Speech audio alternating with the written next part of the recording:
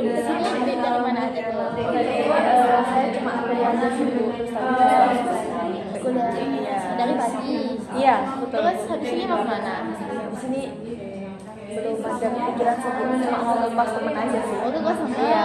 Gak mau war tampil mbak. Masih nanti Bu, masih nunggu jam 4. Jam 4 ya sih kan biasanya di belakang gitu Iya, banyak ya. betul, Bu. Mbak sebenarnya kosnya di mana? Saya di sini di Jalan Jombang sini. Oh, di Jalan Jombang. Iya. Berarti dekat sama Jalan Surabaya dong. Betul. Berarti ini sering juga tampil. Sering banget.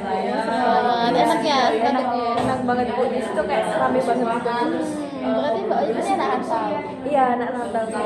Asalnya dari mana tuh Mbak Oyi? Saya asalnya dari Magetan.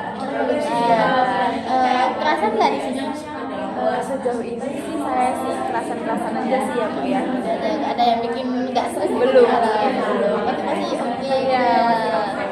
Terus kesibukannya Mbak Oyi akhir-akhir ini ngapain aja dulu? Nggak ada sih Bu, saya cuma kuliah pulang gitu aja sih. Kuliah pulang berarti nggak ikut organisasi ya? Tidak. Terus Mbak Oyi itu sekarang udah kuliah. Iya. Berkuliah di mana sih Mbak? Saya kuliah di Universitas Negeri Malang.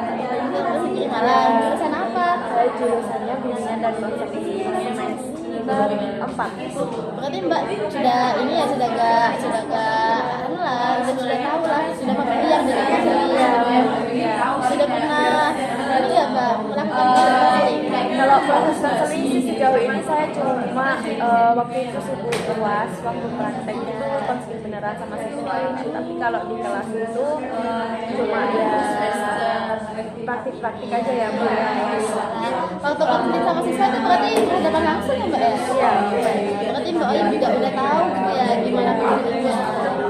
Jadi gimana nih Mbak Oyi pada nyaman hidupnya? Sudah Bu, sudah. Teman-teman, di sini saya akan memberi waktu untuk proses konseling kita 20 menit ya Mbak Oyi. Mbak Oyi bersedia? Oke, bersedia. Jadi di sini juga Mbak Oyi itu bisa menceritakan semua keluh kesah Mbak Oyi itu tanpa takut Mbak akan kerahasiaannya, tanpa takut kayak saya bakal cerita ke siapa-siapa gitu ya. Jadi Mbak Oyi bisa cerita dengan bebas di sini. Mbak Oyi, ya kalau misalnya sudah siap, bisa diceritakan apa yang membawa Mbak Oyi ke sini. Jadi sebenarnya saya sih masalah itu kayak sudah saya kayak ngerasa itu kayak ya udahlah gitu, saya abaikan perasaan itu kayak saya itu emang sih Bu, saya itu dari rumah itu kayak kurang berpengalaman. Jadi saya SMA itu ya saya lumayan dekat sama orang tua saya, tapi pas saya di sini itu kayak saya kurang diperhatiin gitu Bu, kayak kurang dukung gitu loh Bu. Saya itu nggak pernah ditanya kayak saya itu melihat teman saya itu kayak tadi orang banyak kan dulu kayak lagi ngapain kamu gimana kegiatan hari ini, tapi di saya itu orang tua saya nggak ada yang kan mama saya, karena saya itu nggak bisa sama papa saya yang saya bahas sekarang ini mama saya nggak ada gitu kok dan kamu lagi ngapain hari ini, kamu udah kuliah ya apa ya nggak pernah ditanya itu. Saya itu catat sama bapak saya itu cuma saya ada ditanya ke saya juga. Jadi nggak pernah jadi sekali. Jadi Mbak Oyi kan sudah semester 4 ya. Itu dari semester 1 apakah Mbak Oyi benar-benar tidak pernah mengecek? Dan saya ngerasain dari semester 1 kalau nggak ngecek sama sekali itu nggak Bu, cuma ngecek cuma untuk keperluannya mama saya aja gitu. Kan biasanya barang-barang yang seperti yang di rumah kan saya yang simpan, kita gimana gitu. Oh gitu doang, nggak pernah nanya kayak kamu lagi ngapain, udah kuliah hari ini. Ya, jadi kalau misalnya orang tua yang sakit itu benar-benar hanya ketika butuh gitu Iya. Jadi Mbak Oyi itu apakah tidak pernah curhat gitu ke orang tua kalau Mbak Oyi capek seperti ini? Saya sejauh ini nggak pernah sih, nggak pernah curhat. Soalnya saya itu kayak ngerasain kalau saya curhat itu nanti pasti mama saya itu kayak ngeresponnya itu nggak seperti orang tua lain. Iya Mbak Oyi berpikir kepikiran kalau misalnya ngecek itu responnya gak bakal sesuai gitu ya. Tapi Mbak Oim apakah sudah pernah mencoba? Kalau itu saya pernah sih mencoba satu kali sih. Terus kayak sampai ya istirahat jadi Cuman iya, cuman diminta seperti itu.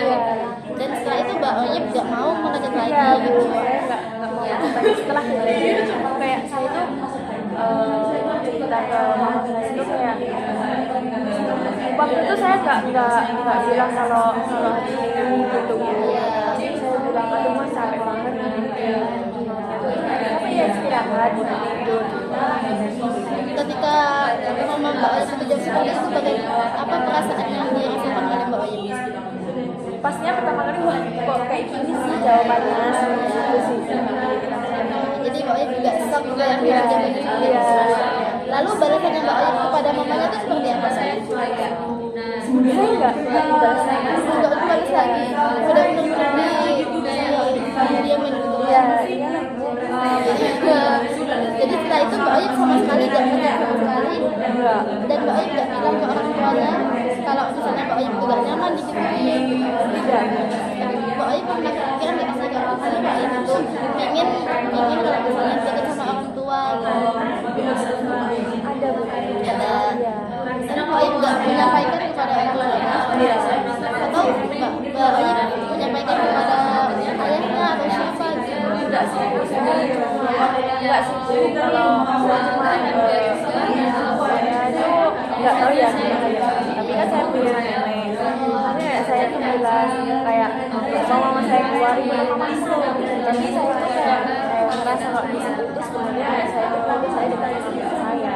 Jadi saya kayak emang belum bisa. Belum bisanya itu kenapa Mbak Oim?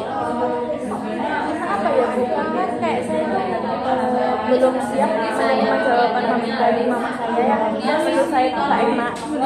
Pasti saya akan menjawab. Jadi Mbak Oim itu udah kedoktrin gitu ya di otaknya Mbak Oim kalau misalnya berarti orang tuanya nih di sini nggak enak jawabannya gitu. Karena satu masalah tersebut. Tapi apakah Mbak Oim kan udah semester 4 ini itu kejadian semester berapa Mbak Oim? Itu udah dari semester 2 sih soalnya waktu semester 1 itu saya kayak ya udah kan semester 2 saya coba ternyata jawabannya seperti itu dan itu saya abaikan semester 3 semester 4 kayak saya merasa tertekan dengan hal ini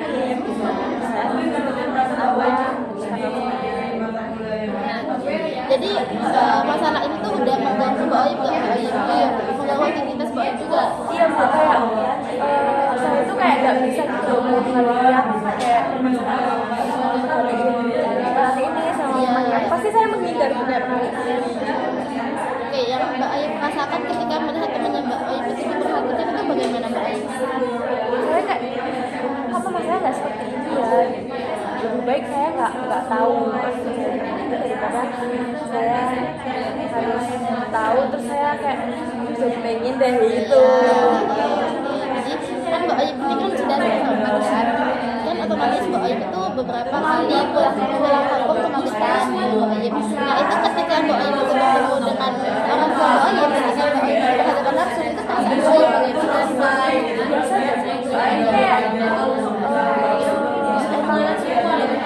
biasa kayak kalau nggak ada benar saya nggak biasa. Terus yang Mbak pikirkan tentang orang tua Mbak Oim itu gimana Mbak?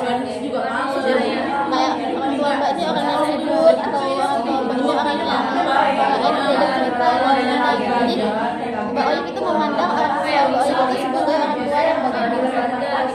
Sebenarnya siap orang tua itu selalu bekerja kayak tidur pun di jalan gitu loh bu kayak ya saya kayak menyadari itu tapi gimana ya yang namanya anak kan pasti ada lah orang tua yang lihat HP kan nggak mungkin orang tua saya itu kayak nggak lihat HP nggak lihat laptop Jadi kan Mbak Oim ceritanya tadi kalau misalnya orang tuanya Mbak Oim tidak perhatian ketika Mbak Oim kuliah semester ya. Tapi ketika SMA apakah komunikasinya Mbak Oim dengan orang tuanya ini baik? ini bu ketika SMA orang tua saya itu komunikasinya baik dengan saya tapi waktu SMP tidak tapi mulai SMA mungkin orang tua saya mengerti jadi SMA jadi SMA itu mulai membaik dan akhirnya kan sebentar banget itu saya kuliah. Waktu SMP itu tidak baik itu bagaimana Mbak? Ya soalnya gimana ya, saya dan orang tua saya itu kan nggak tinggal sama saya sayang. Tapi Mbak Oip nyaman nggak kalau misalnya pindah rumah gitu, pisah rumah gitu? Sebenarnya enggak sih Bu. Sebenarnya sih gimana ya Bu, kayak pindah rumahnya itu baru aja gitu. Saya belum bisa ikut gitu. Jadi pindah rumah itu saat SMP? Mau SMA. Dan Mbak Oip setuju tuh pisah rumah dengan Sebenarnya mau ketika pisah rumah itu Mbak Oip setuju? ya misalnya kan orang tua saya kan di rumah kayak tempatnya untuk apa. Tapi kenapa Mbak Oip ini nggak ikut sama orang tuanya gitu? Apa karena emang hubungannya agak baik dari awal? Iya, emang karena hubungannya agak baik dari awal. Dan Mbak Oip ini pernah nggak sih kayak udah deketin orang tua Mbak Oip selain curhat yang Mbak Oip ceritakan? Saya dari orang tua saya. Iya, maksudnya Mbak Oip itu melakukan pendekatan kayak Mbak Oip cerita ke orang tuanya Mbak Oip bagaimana selain satu fenomena yang Mbak Oip ceritakan ini. Itu saat kapan Mbak? Ya SMA itu emang saya dulu sih kalau mau SMA itu saya kayak orang tua saya kayak jadi saya kan kalau saya kan nggak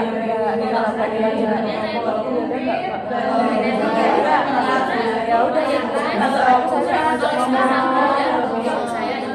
Dan itu Mbak Oip ketika SMA itu sudah ngerasa dekat atau gimana? Belum seperti itu. Tapi emang Mbak Oip berusaha mendekati orang tuanya Ya, gitu ya. entah omongan seperti apa yang keluar dari mulut saya, tapi ya udahlah. Tapi kan Mbak Oip ini kan waktu kuliah ini kan bilang kan Mbak Oip itu gak mau mendekati lagi. Nah itu kenapa sih kok Mbak Oip itu gak mau mendekati lagi? Karena kayak dulu sih ketika saya pulang ya Bu, ketika saya pulang itu nggak ada excited dari mama saya gitu. Saya tuh berpikir dulu aja gini, maksudnya waktu SMA aja gini, tapi kok waktu kuliah jadi gini lagi, saya baru capek. Jadi kalau Mbak Oip itu kalau misalnya pulang biasanya dijemput atau bagaimana Mbak? Kadang saya travel, kadang saya bis. Tapi kalau misalnya Mbak Oip pulang itu berarti ke bareng orang tuanya kan? Ada suatu saat enggak, ada suatu saat ya. Ada suatu saat enggak. Itu kalau enggak responnya orang tuanya gimana tuh? Apa biasa aja atau bagaimana? Biasa aja. Tadi berangkat cuma ya cuma bilang kayak tadi berangkat jam berapa dari mana? Kok ujung-ujungnya ke oma. Tapi orang tuanya biasa aja ya. Jadi dari situ Mbak Oip itu mikir kalau misalnya orang tuanya Mbak Oip itu enggak peduli sama Mbak Oip gitu ya.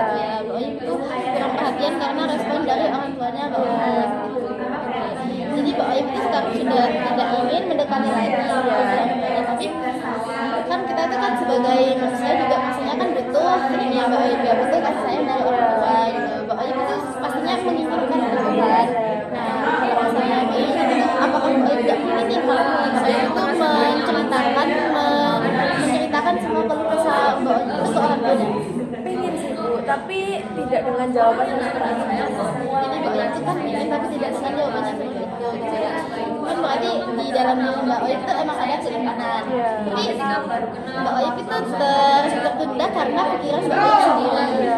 Apa Mbak Oip ini sebenarnya gak pingin tuh melawan pikiran Mbak Oip.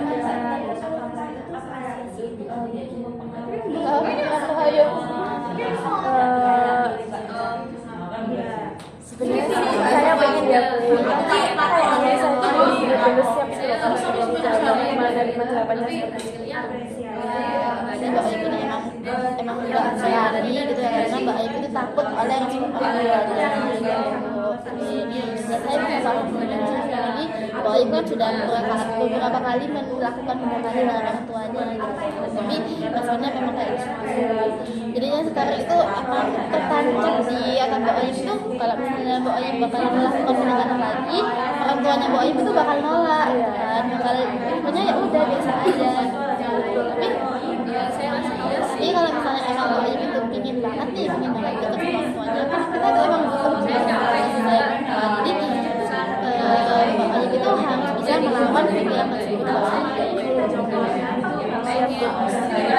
Jadi masalahnya tuh di pikiran Mbak Oyim sendiri. Pikiran gimana? Pikiran dari saya gimana? Jadi yang harus diubah itu pikiran dari Mbak Oyim yang mikir kalau misalnya Mbak Oyim itu bilang ke orang tuanya nih, bilang ke orang tuanya, responnya itu pasti kayak gitu. Pikirannya Mbak Oyim itu kan pasti udah negatif dulu tuh, pikirannya udah ya udah kalau misalnya aku ngomong pasti orang tua aku nolak gitu kan, orang tuanya pasti biasa aja gitu. Nah itu pemikiran seperti itu Mbak yang harus diubah. Karena ya saya juga mengerti ya Mbak ya, pasti kita tuh punya gengsi gitu kan, punya gengsi. Kalau kita itu juga punya sisi yang butuh disayang, kita itu juga butuh kasih sayang. Jadi kalau misalnya emang Mbak Oyim pingin dapat kayak itu, Mbak Oyim itu harus mencoba menghilangkan dulu pemikiran negatif dari diri Mbak Oyim. Gimana nih caranya? Coba kalau misalnya Mbak Oyim saya minta tolong kayak merubah pikiran Mbak Oyim bisa gimana tuh caranya? Apa pemikiran baru apa yang bakal Mbak Oyim? Saya kayak kayak bahwasanya emang mama saya capek, mama saya itu sibuk bekerja, jadi kayak omong seperti itu nggak apa-apa, sebenarnya itu nggak apa-apa. Kamu tuh harus mencoba cerita ke mamamu, harus mencoba cerita terbuka ke mamamu. Jadi pemikiran kita tuh bagus, pemikiran Mbak Oyim itu sudah bagus dan kalau misalnya emang Mbak Oyim itu harus dicoba ya Mbak Oyim. Ketika Mbak Oyim mau memperhatikan nih kan, itu gimana nih perasaan Mbak Oyim sekarang? Sedikit gitu ya, deg-degan sih Bu, kalau dia memperhatikan ke mama saya sendiri. Apa yang Mbak takut gitu akan respon Mbak? Apakah Mbak ini kayak excited gitu nunggu jawabannya gimana kalau misalnya setelah ini Mbak sama orang tuanya tuh malah makin dekat gitu? Saya kayak berharapnya seperti itu sih. Saya itu kayak kalau saya sama mama saya itu, saya itu kayak mama saya itu ngerespon saya itu kayak excited gitu loh. Iya. Emang tadi ngapain? Emang tadi ngapain? Kayak responnya responsif yang Mbak Oyim suka gitu. Caranya tuh harus menghilangkan pikiran negatif dulu ya.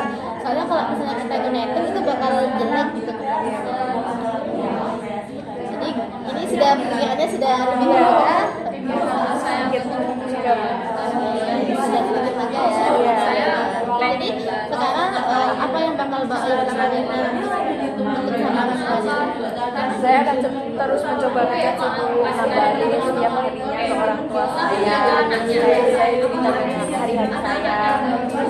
Jadi sudah mulai membuka diri dengan orang tua ya. Itu bagus sekali. Karena berarti Mbak Oyim itu berani melawan pikiran negatif Mbak Oyim itu sudah bagus banget. Saya menghargai banget dengan perkembangannya Mbak Oyim. Jadi sekarang apakah ada lagi nih yang mengganggu pikiran Mbak Oyim? Tidak ada. Gimana perasaan Mbak Oyim sekarang? Saya jadi lebih lega. Saya bisa berubah pikiran dia negatif ke positif. Saya juga jadi bahwasanya memang mama saya sibuk gitu loh. Mama saya capek. Alhamdulillah kalau Mbak Oyim sudah bisa memikirkan pikiran negatif Mbak Oyim. Terus apakah tujuan penting Mbak Oyim pada hari ini sudah tercapai? Ya, tujuannya itu sudah tercapai dan Mbak Oyim juga sudah lega, sudah tahu apa yang mau dilakuin. Terus pikiran Mbak Oyim sekarang sudah hilang dari negatifnya. Jadi sesi malam pada hari ini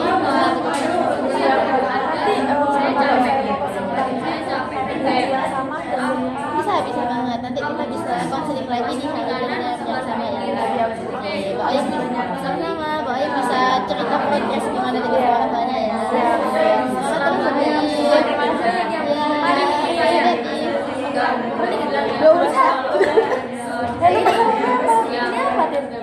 jadi apa yang